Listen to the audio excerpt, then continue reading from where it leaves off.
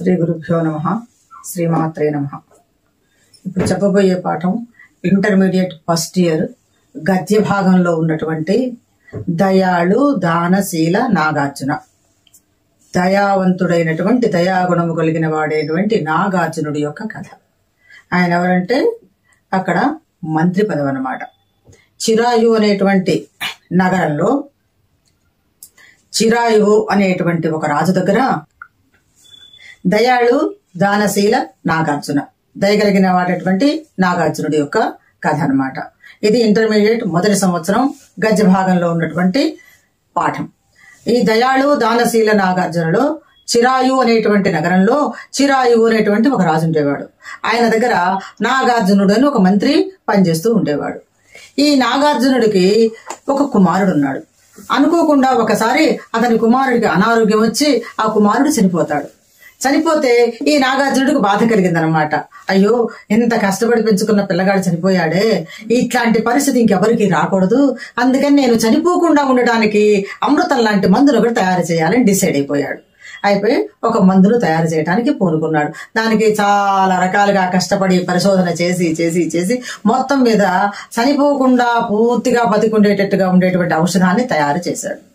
చేసి ఎవరెవరికి తను మంత్రిగా ఉండాలంటే తన రాజు బాగుండాలి కదా అని ఆ చిరాయువుకు ఇచ్చాడు, తాను స్వీకరించాడు. ముందు ప్రయోగం వాళ్ళ మీద చేసుకున్నాడు అనమాట. ఈ మళ్ళీ జనాలందరినీ బతికించాలని మందులు తయారు చేయడం మొదలు పెట్టాడు. ఆ విషయం ఇంద్రుడికి తెలిసింది దేవలోకంలో. ఆయనేమనుకున్నాడు, అమృతము అంటే మృతము లేనిది కదా, మరణము లేనిది కదా, ఈ అమృతాన్ని అందరూ తాగితే మనకు వాళ్లకు తేడా ఏముంటుంది, మానవులకును దేవతలకు తేడా ఉండదు కదా, అందుకని ఇది ఎట్లాగా ఆపేయాలనుకున్నాడు. అనుకొని దేవలోకంలోకి వెళ్లి ముందు దేవ వైద్యులైనటువంటి అశ్వని దేవతలు, వాళ్ళిద్దరు కమలలు అనమాట, అశ్వని దేవతల దగ్గరికి వెళ్ళాడు. వెళ్ళి ఆ దేవతలకు చెప్పాడట, నాయన ఈ చిరాయు నగరంలో నాగార్జునుడు అనే మంత్రి ఉన్నాడు. అతను ప్రజలు వాళ్ళ కుమారుడు చనిపోయిన బాధలో ఇంకెవరూ చనిపోకూడదని ఔషధాన్ని తయారు చేస్తున్నాడు. ముందుగా తయారు చేసి ఆయన రాజుగారు స్వీకరించారా. ఇప్పుడు వాళ్ళిద్దరైతే చనిపోవడం అనేది ఉండదు, ఇంకా కూడా అందరికీ ఇచ్చాడు అనుకో, వాళ్ళందరూ కూడా బతికిపోతారు, అప్పుడు మనకు వాళ్ళకు తేడా ఉండదు, అందుకని మీ ఇద్దరు పోయి అతను చేసేటువంటి ఆ కార్యాన్ని ఆపమని చెప్పి అశ్వని దేవతలను భూలోకానికి పంపించాడు.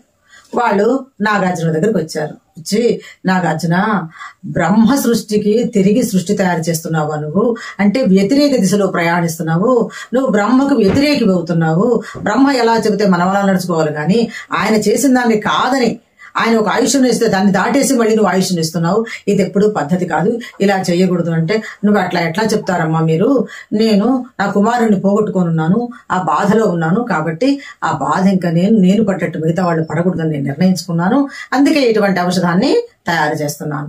అప్పుడు వాళ్ళేం చెప్పారట, నాగార్జున, నీ కుమారుడు ఇక్కడ నీ దగ్గర లేకపోవచ్చు కానీ మా లోకంలో చాలా సంతోషంగా ఉన్నాడయ్యా, కావాలంటే నీ కుమారుడు ఎంత ఆనందంగా ఉన్నాడో నేను నీకు చూపిస్తానని చెప్పి ఒక వీడియో లాగా ఆ కుమారుడు పైలోకంలో ఎలా ఉన్నాడని నాగార్జునుడికి చూపించారట.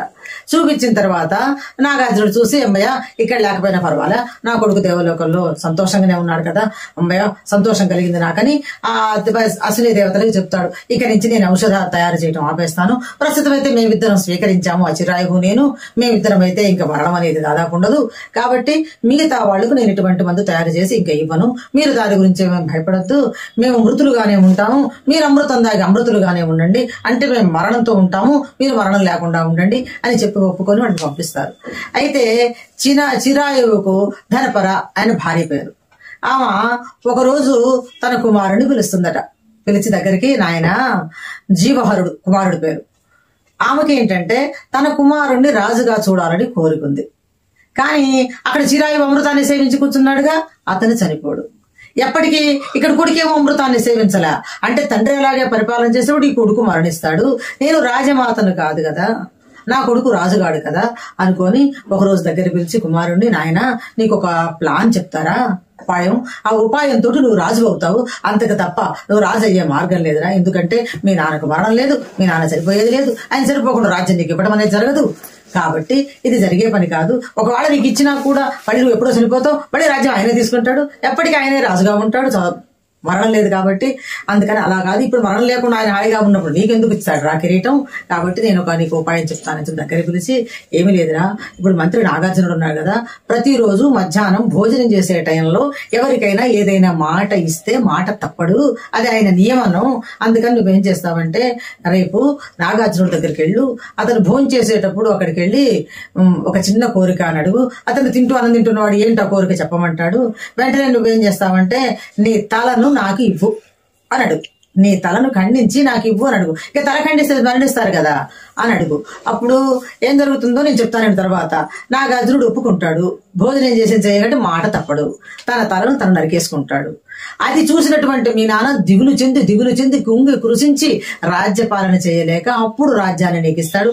ఆ దిగులుతో పోయినా పోతాడేమో చెప్పలేవు, రాజ్యం అయితే నీకు వస్తుంది. ఈ రకంగా నేను ఉపాయం ఆలోచించా, నువ్వు పొమ్మని చెప్పు. సరే, ఈయన జీవహరుడు వెళ్ళాడు. అక్కడికి వెళ్ళి తన ఆ మంత్రి అయినటువంటి నాగార్జునుడిని భోజనం చేసే టైంలో నీ తల నాకు ఇవ్వమని అడుగుతాడు. సరే, మాట తప్పని వాడు కాబట్టి నాగార్జునుడు సిద్ధపడతాడు.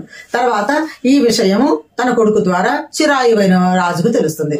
ఆయన నాగార్జునుడిని పిలుస్తాడు. మంత్రి, నా కొడుకు దురాత్ముడు, రాజు కావాలనే కోరికతోటి మరి ఏ కోరికో నిన్నెందుకు చంపుతాడు, నీ అవసరం ఏంటి, అతను చేసేది తప్పు పని, ఆయన నా కొడుకు అయినప్పుడు కూడా ఈ పనికి నువ్వు ఒప్పుకోవాకు అని చెప్తాడు.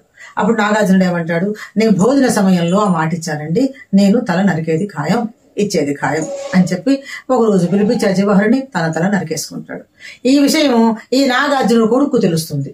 అతనేమనుకుంటాడంటే, అతను రాజ్యం కావాలనుకుంటే వాళ్ళ నాన్నగారిని చంపుకోవచ్చు కదా, మా నాన్నగారిని ఎందుకు చంపుతాడు అని చెప్పి ఇతను ఈ విషయం తెలిసిన రాజుగారు బాధపడుతూ ఉంటాడు. ఈ నాగార్జునుడు కొడుకు పోయి ఆ జీవహరుని చంపేస్తాడు.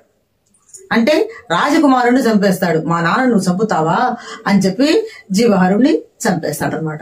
ఆ తర్వాత ఈ నాగార్జునుడు లేడు కాబట్టి ఈ నాగార్జునుడు కొడుకు మళ్ళీ మంత్రి అవుతాడు. ఆ రాజు చిరాయువు రాజుగా పరిపాలన చేస్తూ ఉంటారు.